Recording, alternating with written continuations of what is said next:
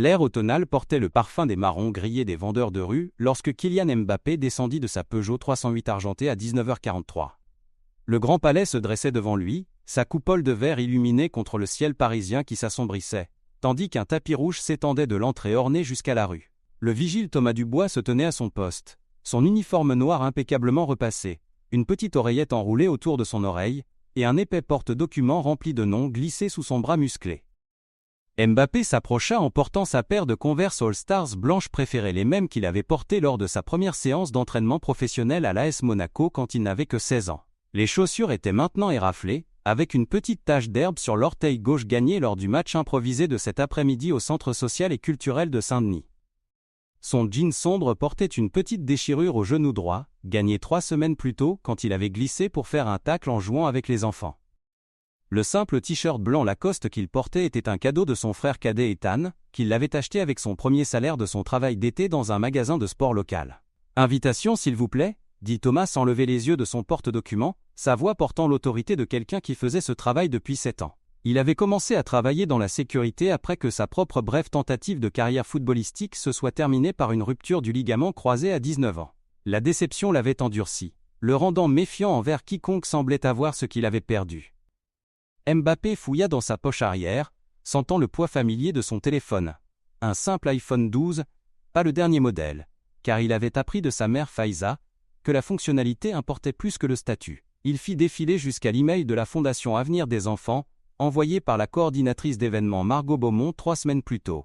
L'invitation était gravée avec des lettres dorées sur du papier crème. Vous êtes cordialement invité à assister à notre gala de charité annuel au profit des programmes sportifs pour les jeunes à travers la France. Cocktail à 20h. Dîner à 21h. Discours principal à 22h30. Guillemets doubles. Thomas jeta un coup d'œil à l'écran pendant exactement 4 secondes. Mbappé compta avant de secouer la tête avec le dédain pratiqué de quelqu'un qui avait vu des dizaines de fausses invitations. Joli essai, mais j'ai vu de meilleures contrefaçons. Le vrai Mbappé ne se présenterait pas habillé comme s'il venait de finir de jouer au football de rue dans la banlieue. Guillemets doubles. L'hypothèse piqua parce qu'elle était partiellement vraie. Mbappé avait passé l'après-midi au centre communautaire, travaillant avec un groupe de 15 enfants âgés de 10 à 16 ans. Il avait promis à Amara Diallo, 12 ans, qu'il l'aiderait à perfectionner ses pénaltys, et il avait tenu cette promesse, passant 2 heures sur le gazon artificiel usé que le centre avait réussi à installer grâce à un don de sa fondation 6 mois plus tôt. À travers les portes vitrées, Mbappé pouvait voir la foule scintillante sous les lustres Belle Époque restaurés. La ministre des Sports Amélie Oudéa-Castéra était en grande conversation avec Jean-Michel Blanquer, l'ancien ministre de l'Éducation, tous deux tenant des flûtes de champagne en cristal remplies de Dom Pérignon 2010. La PDG d'Orange, Christelle Heidemann, riait avec le pilote de Formule 1 Pierre Gasly, leur conversation ponctuée par le tintement délicat des couverts, alors que les serveurs en gants blancs préparaient les tables pour le dîner. Chaque couvert coûtait plus que ce que la plupart des familles de Saint-Denis dépensaient en nourriture en une semaine. Mbappé avait appris ce détail de Margot Beaumont lors de leur appel de planification, quand elle avait fièrement mentionné que l'événement présenterait de la porcelaine de Limoges à bordure dorée et du cristal baccarat soufflé à la main. L'ironie ne lui échappait pas, il avait personnellement donné 2 millions d'euros au programme sportif pour les jeunes le mois dernier, plus que ce gala entier récolterait après avoir couvert la location du lieu, la restauration et les frais administratifs. « Je comprends que cela paraisse décontracté », dit Mbappé, sa voix portant la patience qu'il avait apprise après des années à traiter avec des journalistes sceptiques et des critiques. Mais je travaillais avec des enfants aujourd'hui au centre communautaire de Saint-Denis. Je n'ai pas eu le temps de rentrer chez moi et de me changer en smoking. Je suis censé parler dans environ 40 minutes de l'expansion des programmes de football dans les communautés défavorisées. Guillemets double. Thomas l'examina de haut en bas avec l'évaluation calculée de quelqu'un qui avait passé des années à juger les gens par leur apparence. À 32 ans, Thomas avait développé une vision cynique du monde, façonnée par ses propres expériences d'être jugé et trouvé insuffisant. Il avait grandi à Clichy-sous-Bois, où sa mère Fatima avait travaillé 3 emplois, nettoyer des bureaux la nuit, stocker des étagères dans un supermarché pendant la journée, et faire des retouches pour les voisins le week-end pour subvenir aux besoins de lui et de ses 2 sœurs après que leur père eut abandonné la famille quand Thomas avait 8 ans. « Écoute, gamin, je ne sais pas quelle arnaque tu montes, mais Mbappé conduit une Lamborghini et porte des costumes Armani. Il ne prend pas le RER et ne fait pas ses courses chez Uniqlo. Thomas désigna la rue où la modeste Peugeot de Mbappé était garée entre une Ferrari 488 GTB rouge et une Bentley Continental GT noire. « C'est ta voiture, parce qu'elle va être remorquée si tu n'as pas un permis de stationnement approprié. » Double. L'hypothèse frappa Mbappé comme un coup physique, lui rappelant les innombrables fois où il avait été sous-estimé tout au long de sa carrière. Il pensa à sa mère, Faiza Lamari, qui l'avait élevé lui et Ethan dans un appartement de 2 chambres à Bondy, travaillant comme joueuse de handball et plus tard comme agent sportif pour subvenir aux besoins de ses fils. Elle lui avait enseigné que l'argent était un outil pour créer des opportunités, pas un costume pour impressionner les gens, et que le respect se gagnait par les actions, pas par les accessoires. « Ma voiture va très bien où elle est », répondit Mbappé calmement, sortant son téléphone pour montrer à Thomas le permis de stationnement qu'il avait reçu des organisateurs de l'événement. « Eh oui, je prends les transports en commun parfois. Cela m'aide à rester connecté aux gens que j'essaye d'aider. » Double. Derrière lui, une file d'invités de plus en plus impatients s'était formée. Une femme en robe Chanel bleu nuit et étole de renard soupira audiblement, son bracelet tennis en diamant captant la lumière alors qu'elle vérifiait sa montre Cartier. « Excusez-moi, mais certains d'entre nous ont vraiment des réservations et ont payé cher pour être ici. Pourriez-vous régler cela plus rapidement ?» Double. La femme était Valérie Pécresse, une politicienne éminente qui avait acheté une table pour 8 au gala pour 12 000 €.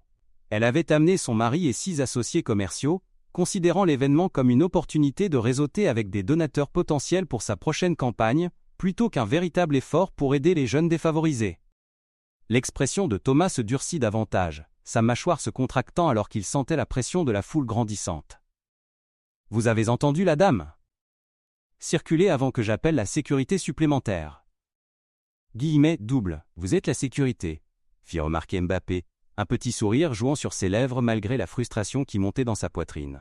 « Ne fais pas le malin avec moi, » claqua Thomas, sa voix s'élevant légèrement. « J'ai eu affaire à plein de prétendants essayant de s'introduire dans ces événements. Des influenceurs Instagram, des rappeurs en herbe, des athlètes ratés cherchant un repas gratuit. Tu veux aider les enfants ? Va faire du bénévolat dans une soupe populaire, au lieu d'essayer de manger du caviar et de boire du champagne aux frais des autres. » Double. Les mots restèrent suspendus dans l'air entre eux comme une barrière physique. Mbappé sentit le poids familier des suppositions qu'il avait suivies tout au long de sa carrière, trop jeune à 18 ans pour gérer la pression de jouer pour la France, trop arrogant pour avoir choisi le PSG plutôt que le Real Madrid, trop privilégié pour comprendre les luttes des gens ordinaires. Mais ce soir était différent. Ce soir il était jugé non pas pour sa célébrité ou son succès, mais pour son manque apparent des marqueurs superficiels que les gens associaient à la richesse et à l'importance. Il aurait pu appeler son agent, Lucas Fernandez, qui était déjà à l'intérieur du gala, réseautant avec des sponsors potentiels pour la fondation de Mbappé et discutant de contrats de parrainage avec des dirigeants de Nike et Hublot. Il aurait pu exiger de parler à Margot Beaumont, qui vérifiait frénétiquement son téléphone toutes les 30 secondes, se demandant pourquoi son orateur principal n'était pas encore arrivé. Il aurait pu faire un scandale, passer devant le garde, et traiter les conséquences plus tard. Au lieu de cela, il fit un pas en arrière du cordon de velours, et regarda Thomas avec quelque chose qui ressemblait à de la compréhension. « Vous avez absolument raison, dit-il, sa voix portant une conviction qui le surprit lui-même. Je n'ai pas ma place à ce genre de fête. » Double. Alors qu'il s'éloignait de l'entrée, Mbappé sentit son téléphone vibrer avec des messages de plus en plus frénétiques. Lucas avait envoyé 7 textos dans les 10 dernières minutes. « Où es-tu ? Les gens demandent après le discours principal. » Margot Beaumont avait appelé 2 fois, ses messages vocaux devenant de plus en plus désespérés. « Kylian, s'il vous plaît, rappelez-moi. Le ministre est ici spécifiquement pour vous entendre parler. » Double. Mais tout ce à quoi il pouvait penser était la conversation qu'il avait eue avec Amara cet après-midi. La fillette de 12 ans travaillait ses pénaltys depuis des semaines, déterminée à intégrer l'équipe régionale de jeunes malgré le scepticisme des entraîneurs qui pensaient que les filles de banlieue ne valaient pas l'investissement. « Ma mère dit que les filles comme moi n'ont pas ce genre de chance, » lui avait-elle dit, sa voix petite mais déterminée alors qu'elle alignait un autre tir. « Elle dit que je devrais me concentrer sur mes études et arrêter de rêver de choses impossibles.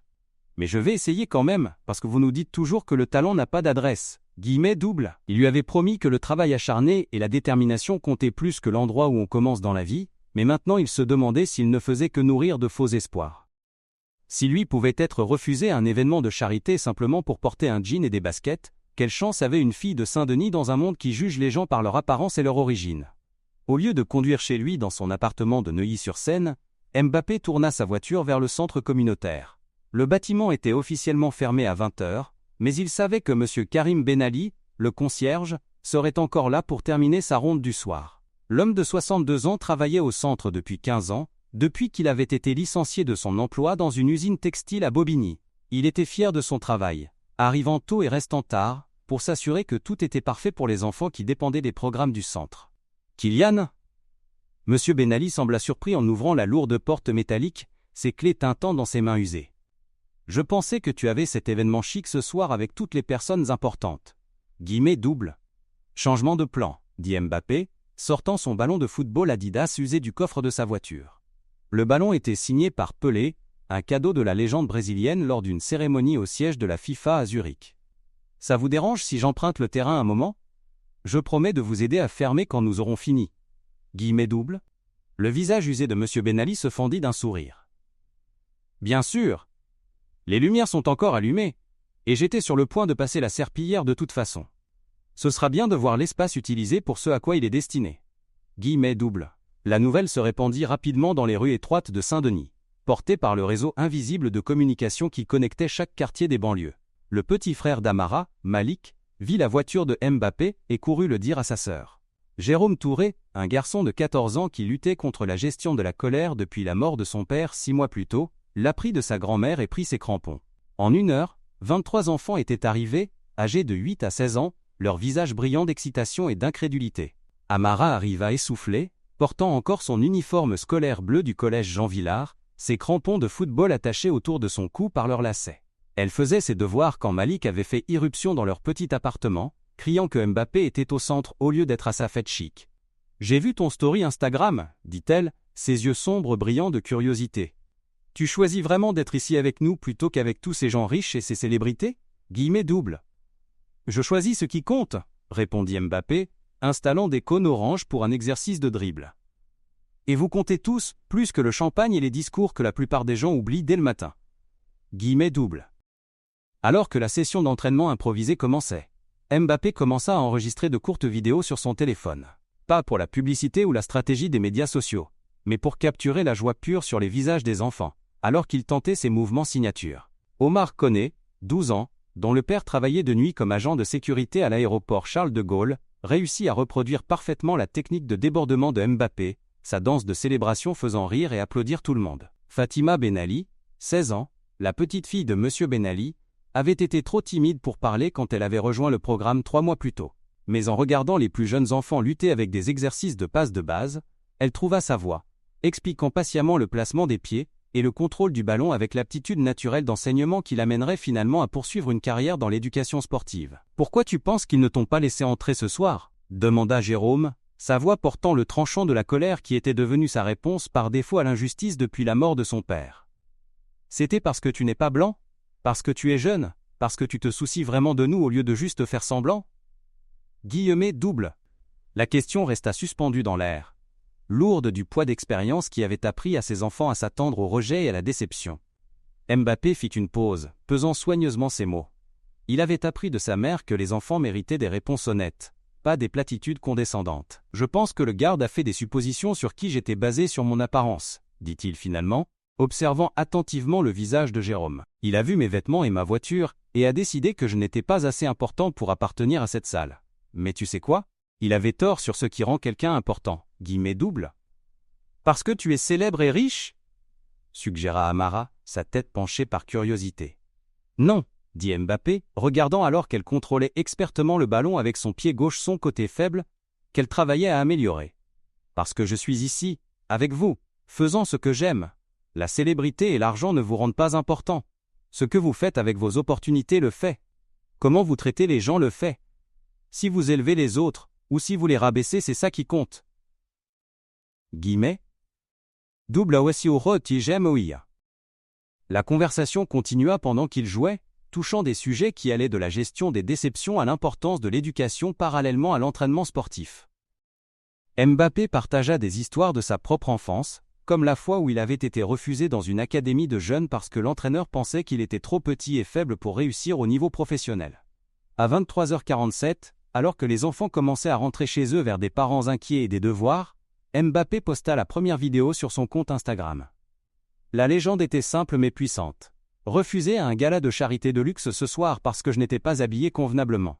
J'ai décidé d'organiser ma propre collecte de fonds à la place. Parfois, le meilleur travail de charité se fait sur des terrains en béton sous les néons, pas dans des salles de bal sous les lustres. Hashtag ce qui compte Croisillon jeunesse d'abord, hashtag vrai impact. La réponse fut immédiate et écrasante. Dans la première heure, la vidéo avait été partagée plus de 3000 fois. Les commentaires affluaient de la part d'athlètes collègues, de célébrités et de gens ordinaires qui avaient vécu des moments similaires de jugement et d'exclusion. Mais plus important encore, les dons commencèrent à affluer directement vers les programmes de jeunes que Mbappé soutenait, contournant les frais administratifs et les retards bureaucratiques qui frappaient souvent les événements de charité traditionnels. Le matin, l'histoire avait été reprise par les principaux médias à travers l'Europe et au-delà. Le Parisien publia une histoire en première page avec le titre « Mbappé refusé quand la charité devient exclusive ». La BBC la couvrit dans le cadre d'une discussion plus large sur la discrimination de classe en France. Les correspondants européens de SPN interviewèrent des sociologues sur les implications culturelles de l'incident. Le gala de luxe, pendant ce temps, se retrouva sous un examen intense. Les journalistes d'investigation découvrirent que seulement 37% des fonds collectés atteindraient réellement les enfants que l'événement prétendait soutenir, le reste allant aux coûts administratifs, à la location du lieu, aux traiteurs et aux dépenses opérationnelles. Les organisateurs de l'événement, menés par Margot Beaumont, se trouvèrent à défendre leur méthode et à questionner si leur approche était vraiment le moyen le plus efficace d'aider les jeunes défavorisés. 3 jours plus tard, un jeudi matin gris, Thomas Dubois se présenta au centre communautaire. Il avait appelé pour se déclarer malade au travail, passant les 2 jours précédents à regarder et regarder encore les vidéos, lisant les articles, et confrontant la réalisation croissante qu'il avait fait une terrible erreur.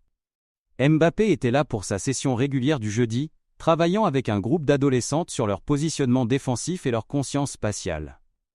Les filles se préparaient pour un tournoi régional, et Mbappé s'était engagé à les aider à développer la compréhension tactique qui leur donnerait un avantage sur les équipes avec plus de ressources et de meilleurs équipements. Thomas se tenait au bord du terrain, son uniforme de sécurité habituel, remplacé par un jean et un pull simple.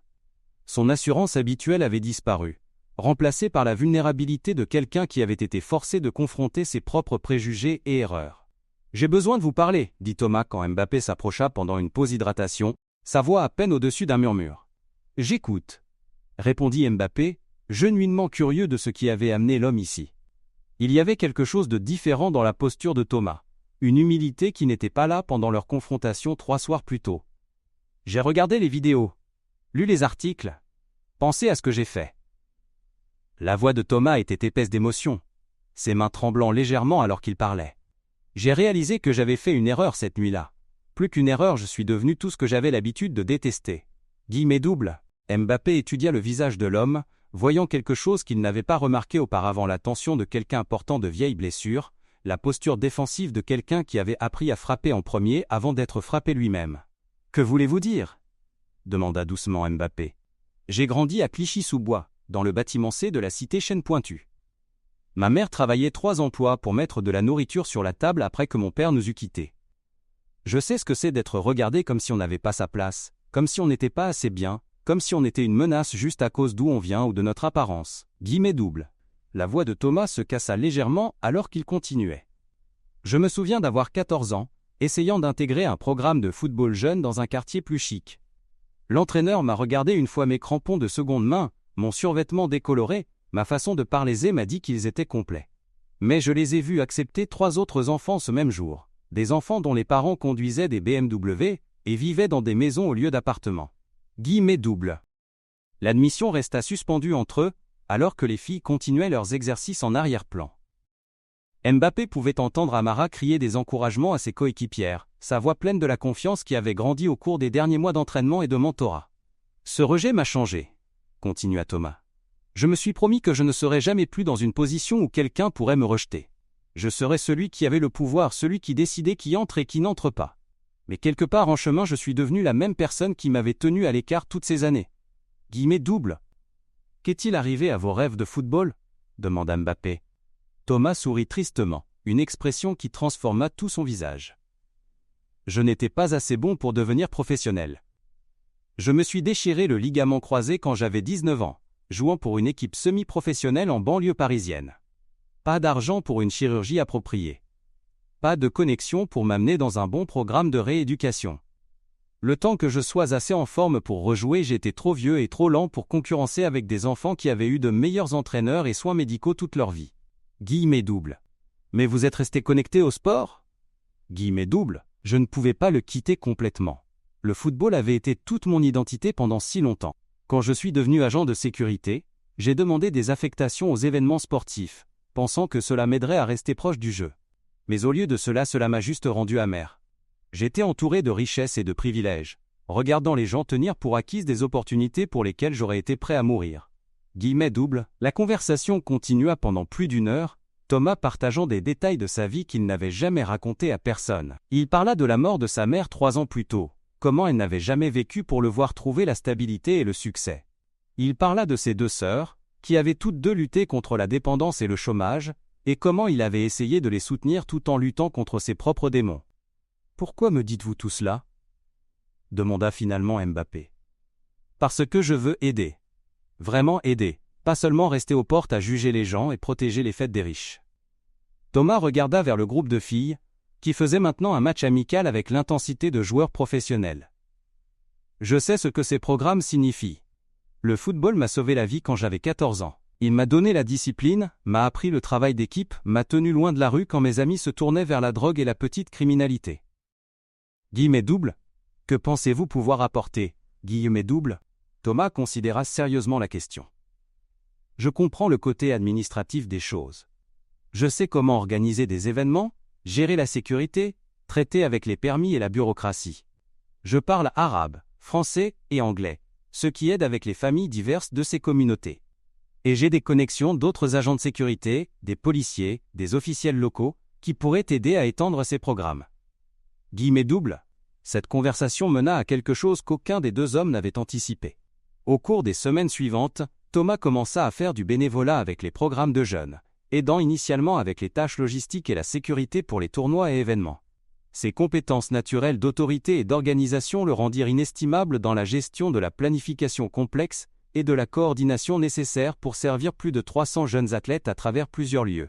Mais la vraie transformation se produisit graduellement. Alors que Thomas redécouvrait sa passion pour le jeu et sa capacité à se connecter avec les jeunes qui partageaient son origine. Il commença à entraîner les compétences de base aux plus jeunes enfants, sa patience et sa compréhension les aidant à se développer non seulement comme athlètes, mais comme personnes. Les enfants réagirent à son authenticité et à sa volonté de partager ses propres luttes. Moussa Traoré, 15 ans, qui avait des problèmes de gestion de la colère similaires à ceux que Thomas avait affrontés, trouva dans l'ancien agent de sécurité un mentor qui comprenait les sources de sa rage et pouvait l'aider à la canaliser productivement. « Coach Thomas comprend », dit Moussa à Mbappé un après-midi après une session d'entraînement particulièrement intense. « Il n'essaye pas de prétendre que la vie est juste ou que le travail acharné paye toujours. Mais il nous montre qu'on peut encore choisir comment réagir à l'injustice. » Guillemets double. 6 mois après le rejet au gala, Mbappé reçut une invitation inattendue. Le sommet jeunesse-climat des Nations Unies à New York voulait qu'il parle de l'intersection entre sport et justice sociale, avec un focus particulier sur comment les programmes athlétiques pouvaient donner aux communautés défavorisées les moyens de devenir des leaders dans le changement environnemental et social. L'invitation venait avec une opportunité significative, il pouvait amener une petite délégation de jeunes des programmes qu'il soutenait pour participer au sommet et rencontrer des leaders mondiaux. Le processus de sélection était compétitif, avec plus de 40 jeunes postulants pour seulement 5 places. Sans hésitation, Mbappé choisit Amara, qui avait non seulement intégré l'équipe régionale de jeunes, mais avait aussi créé une ligue de football féminine, qui servait 3 quartiers différents. Ses compétences de leadership et son plaidoyer articulé pour l'égalité des sexes dans le sport en faisaient une représentante idéale. Jérôme fut sélectionné pour son travail en résolution de conflits et gestion de la colère, ayant développé un programme de conseil par les pairs qui aidait d'autres adolescents à gérer le trauma et la perte. Sa transformation d'un enfant en colère et isolé en un leader confiant avait été remarquable à témoigner. Les 3 autres délégués étaient Fatima Benali, qui avait découvert sa passion pour l'éducation sportive et planifiait déjà d'étudier la kinésiologie. Omar Koné, qui avait créé un programme de dons d'équipements qui collectait et remettait en état du matériel de football pour les familles qui ne pouvaient pas s'offrir du neuf, et Malik Diallo, le petit frère d'Amara, qui avait montré un potentiel exceptionnel comme joueur et étudiant. Se tenant devant l'Assemblée générale des Nations unies par un matin d'octobre crispant, Mbappé sentit le poids de la responsabilité et de l'opportunité. La vaste salle était remplie de leaders mondiaux, de diplomates et de jeunes activistes du monde entier. Dans la galerie, il pouvait voir sa délégation de jeunes, leurs visages sérieux et fiers, alors qu'ils se préparaient à entendre leur mentor s'adresser à certaines des personnes les plus puissantes de la Terre. Il y a 6 mois, j'ai été refusé à un gala de charité de luxe, commença-t-il, sa voix portant clairement à travers le système d'amplification. L'agent de sécurité qui m'a refusé m'a jugé sur mon apparence, mon âge, mon choix de m'habiller décontracté pour un événement qui était soi-disant sur l'aide aux jeunes de communautés défavorisées. Guillemets double. Dans l'audience, Thomas était assis à côté de M. Ben Ali, les deux hommes portant des costumes pour la première fois depuis des années. Thomas avait été promu directeur de programme de jeunes pour toute la région de Saint-Denis, supervisant des programmes qui servaient maintenant plus de 800 jeunes à travers 15 lieux différents. M. Ben Ali avait été reconnu par le gouvernement français pour ses 15 années de service à la communauté, recevant la médaille d'honneur pour son dévouement au développement des jeunes. Ce rejet a été l'un des moments les plus importants de ma vie, continua Mbappé, parce qu'il m'a forcé à confronter une question fondamentale. Sommes-nous vraiment engagés à aider les jeunes, ou sommes-nous juste engagés à nous sentir bien dans notre peau, tout en maintenant les systèmes qui les excluent ? Guillemets double. Il continua à décrire la transformation qui s'était produite à Saint-Denis et dans les communautés environnantes, non seulement en termes de développement athlétique mais en réussite éducative, engagement communautaire et sensibilisation environnementale. Les jeunes de ces programmes avaient initié des campagnes de recyclage, créé des jardins urbains et développé des projets d'énergie renouvelable qui étaient étudiés par des scientifiques environnementaux à travers l'Europe. Le garde qui m'a refusé est ici aujourd'hui, dit Mbappé, gesticulant vers Thomas. Il n'est pas ici comme mon invité, mais comme un leader à part entière. Il a pris son erreur et l'a transformée en une mission pour ouvrir des portes aux autres. Il a appris que la vraie sécurité ne vient pas de tenir les gens à l'écart, mais de les aider à trouver leur chemin vers l'intérieur. Guillemets double, les applaudissements qui suivirent furent soutenus et sincères, mais l'attention de Mbappé resta focalisée sur les jeunes dans la galerie. Il pouvait voir Amara prendre des notes, pensant déjà à comment elle partagerait cette expérience avec les filles de sa ligue. Jérôme hochait la tête pensivement, son expression sérieuse, alors qu'il considérait les implications globales du travail qu'il faisait au niveau local. Après son discours, la délégation passa 3 jours à New York, rencontrant des officiels de l'UNICEF, des scientifiques environnementaux et des activistes jeunes du monde entier. Ils visitèrent le Bronx pour voir des programmes similaires en action, apprenant sur les défis universels et les opportunités auxquelles font face les jeunes dans les environnements urbains. Leur dernier soir, alors qu'ils étaient assis dans un petit restaurant du Queens, partageant une pizza et réfléchissant à leurs expériences, Amara posa la question qui était dans l'esprit de tout le monde. « Tu penses que quelque chose de tout cela serait arrivé si ce garde t'avait juste laissé entrer à la fête ?» Guillemets double. Mbappé considéra soigneusement la question. « Je ne sais pas. Peut-être que j'aurais fait un beau discours, collecté de l'argent, et serais rentré chez moi en me sentant bien dans ma peau. Mais je ne pense pas que j'aurais vraiment compris ce qu'on était capable d'accomplir ensemble. » Guillemets double. Alors peut-être que se faire refuser était en fait une bonne chose ? Suggéra Jérôme. Pas bonne, corrigea Mbappé. Mais utile. Parfois les leçons les plus importantes viennent des expériences les plus douloureuses. Ce qui compte, c'est ce qu'on fait de ces leçons. Guillemets double. Alors qu'il se préparait à retourner en France, chaque membre de la délégation portait avec lui non seulement le souvenir de leur temps aux Nations Unies, mais des engagements spécifiques pour étendre leur travail dans leur communauté. Amara avait été invité à parler à une conférence européenne sur l'égalité des sexes dans le sport. Jérôme avait été accepté dans un programme d'été à Harvard, axé sur la résolution de conflits et le développement communautaire. Les effets d'ondulation de cette nuit au Grand Palais continuèrent à se répandre de façon qu'aucun d'eux n'aurait pu anticiper. Le gala de charité de luxe avait collecté 180 000 € pour les programmes de jeunes après dépense, une somme respectable, qui avait été distribuée à diverses organisations selon une formule complexe, qui satisfaisait les exigences bureaucratiques, mais avait peu de connexion avec l'impact réel. Le mouvement de base qui grandit du rejet de Mbappé avait généré plus de 3,2 millions d'euros en dons directs, finançant de nouveaux terrains de football dans 18 communautés défavorisées, fournissant équipements et entraînements pour plus de 750 jeunes athlètes, et créant des programmes de bourse qui avaient permis à 47 jeunes de poursuivre l'enseignement supérieur. Mais le vrai impact ne pouvait pas être mesuré en argent ou en statistiques. Il était dans la confiance qui s'épanouissait dans la voix d'Amara, alors qu'elle s'adressait à une conférence d'administrateurs sportifs, les défiant de créer plus d'opportunités pour les filles d'origine défavorisée. Il était dans la présence patiente de Jérôme, alors qu'il aidait un camarade de classe en deuil à traiter la perte d'un parent, utilisant des compétences qu'il avait apprises à travers son propre parcours de guérison. Il était dans le choix quotidien de Thomas de voir le potentiel au lieu des problèmes quand il regardait les jeunes de ses programmes. 2 ans après cette nuit, Thomas avait été promu à nouveau, cette fois coordinateur régional pour les programmes sportifs de jeunes à travers toute la région Île-de-France. Sa transformation d'un agent de sécurité amer en un leader communautaire respecté avait été présentée dans des documentaires et des études de cas, inspirant des programmes similaires dans d'autres pays. Monsieur Ben Ali avait finalement pris sa retraite, mais pas avant de voir le centre communautaire élargi pour inclure un nouveau gymnase, un laboratoire informatique et des installations de tutorat. Le bâtiment avait été renommé Centre de développement jeunesse Karim Ben Ali en reconnaissance de ses décennies de service, et un fonds de bourse avait été établi pour aider les jeunes du quartier à aller à l'université. Amara avait reçu des offres de plusieurs clubs de football féminin professionnels, mais elle avait choisi de continuer son éducation tout en jouant pour l'équipe nationale jeunesse française. Son but ultime était de devenir joueuse professionnelle, puis de transitionner vers l'entraînement et l'administration sportive, avec la mission spécifique de créer plus d'opportunités pour les filles de communautés comme la sienne. Le rejet n'avait duré que quelques minutes, mais son impact durerait des vies entières. Et dans cet impact, Mbappé trouva quelque chose de bien plus précieux que toute invitation exclusive là. Connaissance que la vraie acceptation ne vient pas d'être admis dans les bonnes salles, mais d'ouvrir des portes pour que d'autres puissent passer. Des années plus tard, quand les journalistes lui demandèrent le moment le plus important de sa carrière, Mbappé penserait toujours à cette nuit au centre communautaire, regardant 23 enfants poursuivre leurs rêves sous les lumières fluorescentes d'un gymnase converti. Il se souviendrait de l'agent de sécurité qui avait appris à voir au-delà des apparences, du concierge qui restait tard pour soutenir les jeunes rêves, et de la fille qui avait prouvé que le talent et la détermination pouvaient surmonter tout obstacle. Le gala de luxe avait été sur la collecte d'argent pour les programmes de jeunes. Mais le vrai programme, celui qui changeait les vies et construisait le caractère et créait un changement durable, se passait dans les centres communautaires et sur les terrains en béton, où chaque personne était valorisée non pas pour ce qu'elle portait ou d'où elle venait, mais pour qui elle choisissait de devenir, et comment elle choisissait d'élever les autres en chemin.